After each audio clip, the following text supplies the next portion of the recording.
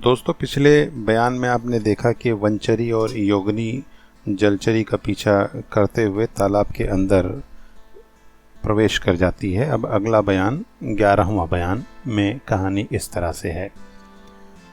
सूर्य भगवान अस्त होने के लिए जल्दी कर रहे हैं। शाम की ठंडी हवा अपनी चाल दिखा रही है। आसमान साफ है क्योंकि अभी अभी पानी बरस चुका है और पछुआ हवा ने रुई के पहल की तरह जमे हुए बादलों को तूम तूम कर उड़ा दिया है। अस्त होते हुए सूर्य की लालिमा ने आसमान पर अपना दखल जमा लिया है और निकले हुए इंद्रधनुष पर जिला दे उसके रंगदार जौहर को अच्छी तरह उभार रखा है। बाग की रविशों पर जिन पर कुदरती भिश्ती अभी घंटे भर हुआ छिड़काव कर गया है, घूम घूम कर देखने से धुले धुलाए रंग बिरंगे पत्तों की कैफियत और उन सफ़ेद कलियों की बहार दिल और जिगर को क्या ही ताकत दे रही है, जिनके एक तरफ का रंग तो असली मगर दूसरा हिस्सा अस्त होते हुए सूर्य की लालिमा पड़ने से ठीक सुनहरा हो रहा है। उस तरफ से आए हुए खुशबू के झपेटे कहे देते हैं कि अभी तक तो आप दृष्टांत ही में अनहोनी समझकर कहा सुना करते थे, मगर आज सोने और सुगंध वाली कहावत देखिए, अपनी आंखों के सामने मौजूद ये अधखिली कलियां सच किए देती हैं। चमेली की टट्टियों में नाजुक नाजुक सफ़ेद फूल तो खिले हुए हैं, मगर कहीं कहीं पत्तियों में से छनकर आई हुई सूर्य की आखिरी किरणें धोखे में डालती हैं। ये समझकर कि आज इन्हीं सफ़ेद चमेलियों में जर्द चमेली भी खिली हुई है, शौक भरा हाथ बिना बढ़े नहीं रहता। सामने की बनाई हुई सब्जी जिसकी दूब सावधानी से काटकर मालियों ने सब्ज मखमली फर्श का नमूना दिखला दिया है, आंखों को क्या ही तरावट दे रही है। देखिए, उसी के चारों तरफ सजे हुए गमलों में खुशरंग पत्तों वाले छोटे छोटे जंगली पौधे अपने हुस्न और जमाल के घमंड में कैसे ऐंठे जाते हैं। हर एक रविशों और क्यारियों के किनारे गुल मेहंदी के पेड़ ठीक पलटनों की कतार की तरह खड़े दिखाई देते हैं, क्योंकि छुटपने ही से उनकी फैली हुई डालियां काटकर मालियों ने मनमानी सूरतें बना डाली हैं।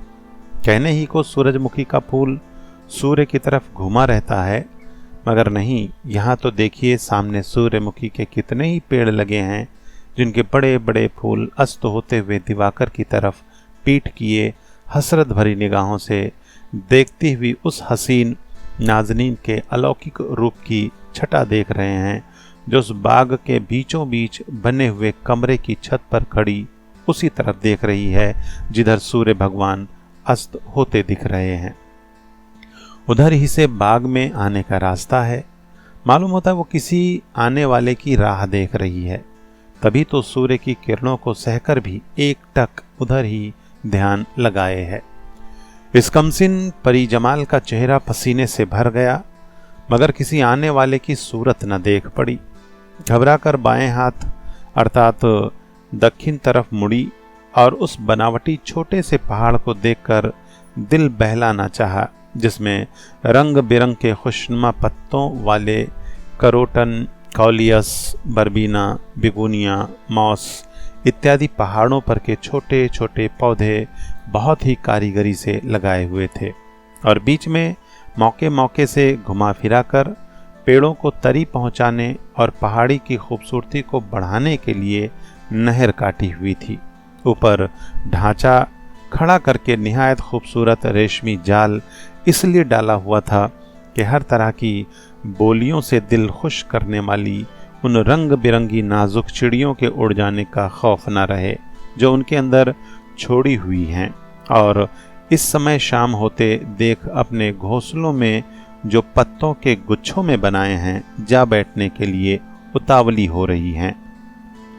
हाय, इस पहाड़ी की खूबसूरती से भी उसका परेशान और किसी की जुदाई में व्याकुल दिल ना बहला।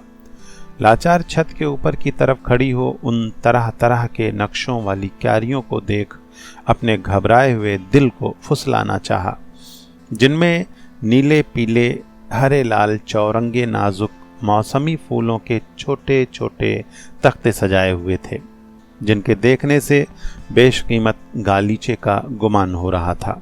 और उसी के बीच में एक चक्करदार फव्वारा छूट रहा था, जिसके बारीक धारों का जाल दूर दूर तक फैला रहा था।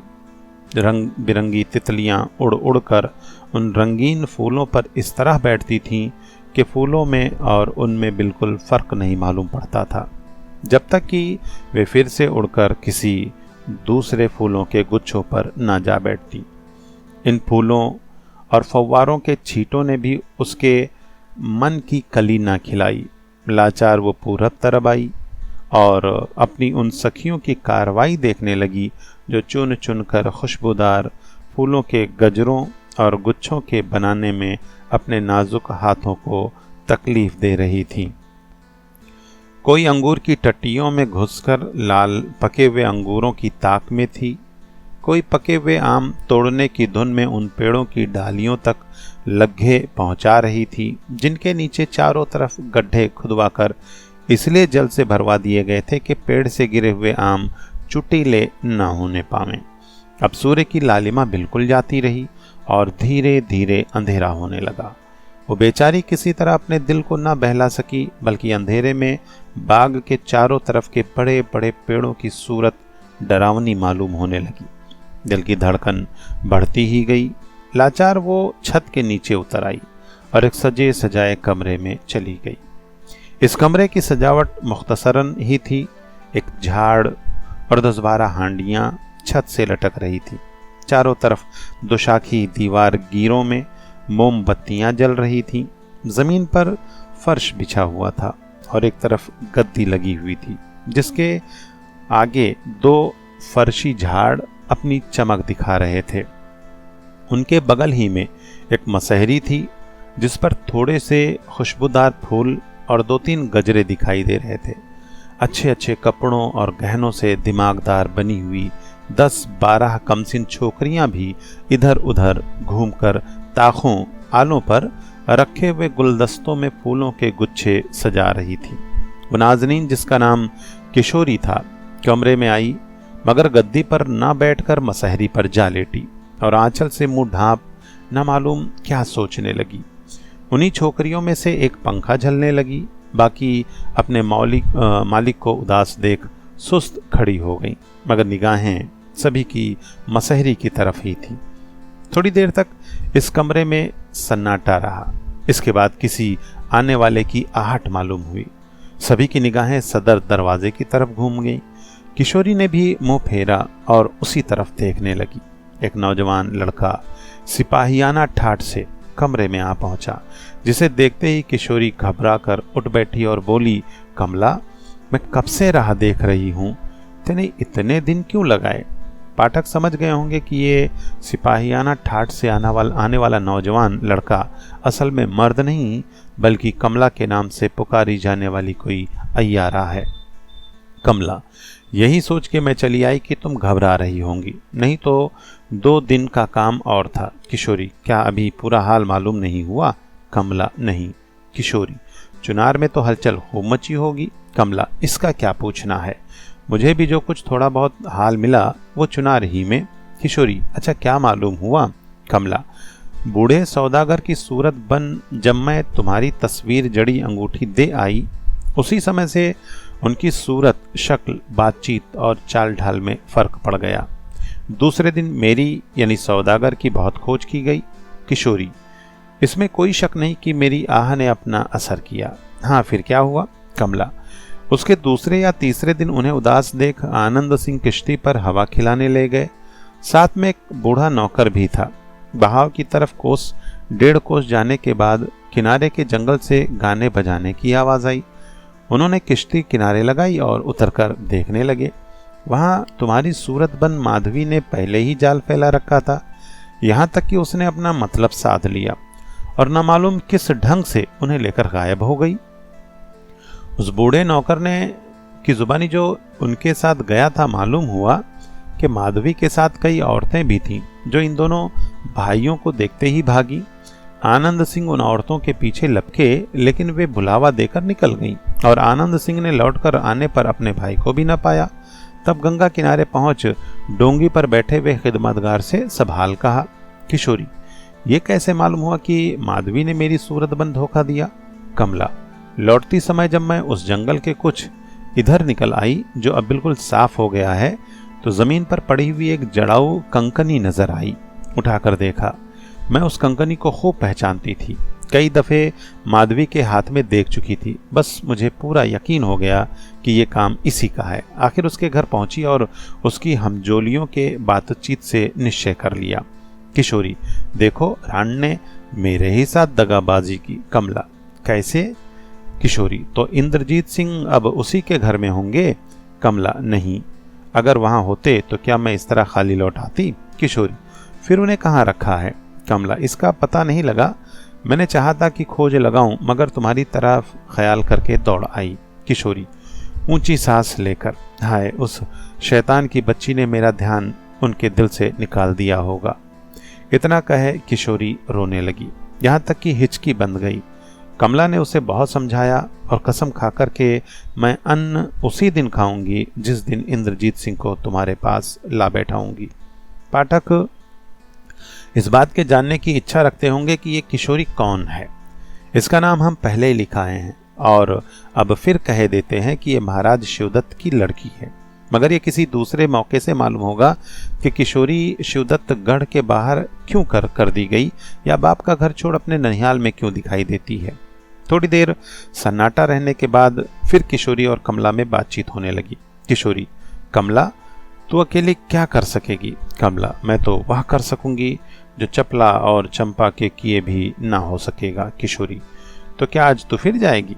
कमला, हाँ, जरूर जाऊंगी, मगर दो एक बातों का फैसला आज ही तुमसे कर लूंगी, नहीं तो पीछे बदनामी देने को तैयार होगी। किशोरी, बहन, ऐसी क्या बात है जो मैं तुझी पर बदनामी देने पर तो उतारू हो जाऊंगी? एक तू ही तो मेरी दुख सुख की साथी है। कमला, ये सब सच है, मगर आपस का मामला बहुत टेढ़ा होता है। किशोरी, खैर कुछ कह तो सही।